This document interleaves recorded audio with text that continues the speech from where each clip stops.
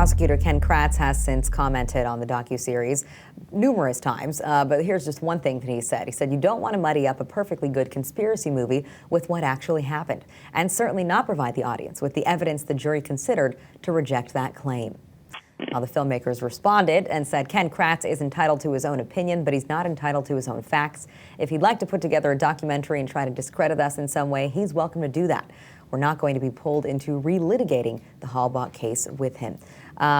Dean, what do you say to the pieces of evidence that were brought up during the trial that did not make it into the final docuseries here? Because a lot of people are now writing about those, are now looking over certain aspects that they feel like maybe portray a different picture of Steven Avery than what people saw here. To my eye, having had a front row seat at the Steven Avery trial, I think the film did a good job of including the best evidence and arguments that the state had and the best, strongest arguments and evidence that the defense had. Now, Jen also is there. She can check my math, but I think the trial ran 6 weeks, five days a week. So that's about 200, 240 hours of evidence, something like that. If you made a movie that was 240 hours long, nobody would watch it, and it would be torture to make them. So, this film gave a pretty lavish 3 or 4 hours, something like that, to the Avery trial and another hour to the Dassey trial. You obviously have to include only the most significant points that each side made and omit the less significant points. I think the filmmakers did a good editorial job of doing that. I want to bring up some of the pieces. We only have a few minutes with Dean here before he has to go, so I just want to make sure that we have some time to talk to you, Dean. Some pieces that a lot of people are writing about and really kind of zoning in on right now are that Avery repeatedly called Halbach's employer asking for her to come to his auto yard and had actually been calling her directly and from a *67 number the day that she went missing, so that she didn't know who the call was coming from. That Halbach had actually been asked to not be sent to the Avery property anymore because he one time had greeted her in a towel. Things like this seem to paint a picture that perhaps there was some kind of obsession going on there. Other evidence there, too, was that the bullet with Halbach's DNA on it came from Avery's gun, which always hung above his bed. The Avery had purchased handcuffs and leg irons like the ones that Dassey had described in holding Halbach only 3 weeks before. How did you deal with those pieces of evidence at the time of the trial? What do you have to say about them now? Well, the argument that she didn't know where she was going or she didn't want to go back to the Avery property, in fact, was blown up by the two auto trader witnesses who did testify at trial. So this is a really good example of less significant prosecution evidence omitted and defense evidence omitted. The auto trader witnesses said, her reaction when he came from his little splash pool in a towel was ooh, but not that she was unwilling to go back there. And indeed, she called these witnesses from Auto Trader on October 31 and said she was heading to see the Avery people and heading out to Avery Road to see the Averys. She knew exactly where she was going.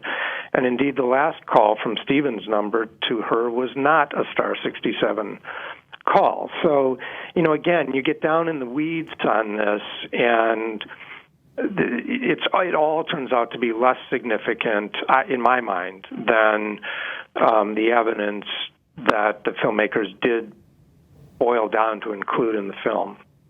And, one other thing, Dean, too, I think that probably for anyone in the legal profession to make the argument that perhaps it was law enforcement itself that had planted evidence, that had committed some wrongdoing here, that is a bold one, right? Because you even see the way that the way that the state and the DA responded there. All of their arguments, every time they gave a press conference, it was always to show disgust that anyone could possibly even contend that law enforcement would do something wrong, right? So how difficult was that decision to make as part of the legal team at that time to go ahead and try to push forward that line of thinking? No one wants to do that. If you practice law in the United States, the people on your jury are likely to have a high degree of confidence in the basic honesty and competence of our law enforcement officers. So you're not looking to do that, but that's what we had, and that's what we had a client saying. And indeed, there was really troubling suggestions that, in fact, evidence here may have been planted. Can't say that it was. Can't say who did it. But in advancing Stephen's cause, that was evidence that a jury needed to consider, and we needed to have the courage to present. And I think that ultimately that is the key takeaway that most people, or at least I myself, got from this docuseries. I don't know where I stand on whether or not I think that Steven Avery is guilty or could not be guilty, but it definitely seems shocking to me that a jury would convict someone based on the evidence that I saw in the docuseries, right, and the many questions that were raised about the way that the police conducted themselves throughout all of this. And I think that is what is leading so many people to respond in the way they did. Now, Dean, if you look at the petitions, there's a change.org petition that has over 300,000 signatures, another whitehouse.gov petition that has over 100,000 signatures. They want the president to pardon Steven Avery, which the president doesn't have power to do because he can only do that with federal cases. But what does that say to you about the potential here for some kind of revisiting of the case? Not much in and of itself. I mean, Stephen's realistic hope does not lie in a petition. As good as that is for people to become involved, it lies in the area of newly discovered evidence. And overall, I think our hope socially, lies in using this film and this moment to further a discussion about the systemic weaknesses or concerns in our criminal justice system everywhere, not in one county or in one state. And, I'm hoping that people will use this film as a reason to set their sights a little higher. And Dean, finally, last question for you, because then I know you have to go. I think that it is your faith in the justice system that has so many people really drawn to you when they are watching this documentary too, to the point where there are headlines that you are the unlikely sex symbol of the docuseries. I've heard that you've been receiving love letters. What's that all been like? Unlikely would be exactly the word. Preposterous would be another possible word.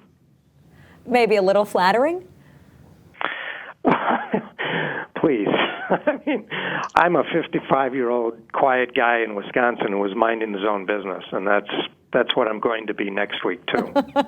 Don't be so humble or so shy here, right? I think people fell in love with your mind, we can say. All right, Dean. Dean, you were always suave when you talked to us downstairs in the basement. Oh, there we go. We have proof from Jen. Dean, thank you very much for joining us today.